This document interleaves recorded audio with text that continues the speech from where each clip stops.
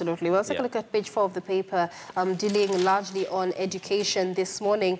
Free education plan for high schools is still on, says Education CS Fred Matiang'i. And he details here how he plans to spend reallocated cash, but says the plan for free secondary education by January 2018 is still very much on track. And of course, I'm not very quite sure of the workings, of a ministry in its, in the internal Ministry of Education. But this was Jubilee's promise in its manifesto that once re-elected, we will implement this in January 2018. NASA had the same promise to be implemented in September. They have been elected in August. But so far, we're in a lacuna. We're not sure whether Jubilee will be re-elected, whether NASA will be elected. What would you say informs the very fact that he can assure parents that this is still on? Yes. Either way, being that it was a major campaign promise both for Jubilee Party and NASA, some of the proposals which were put in place.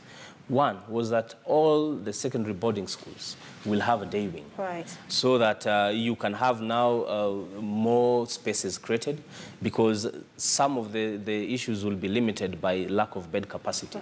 Bed capacity will be very limited, but when you make all boarding schools have a day wing, then you'll have increased that. Then there's also budgeting and provision to create extra classrooms, because the extra students will need extra classrooms, amenities, and facilities. We've also seen, just also in the papers, the TSC is hiring more teachers. So I think it has three plans.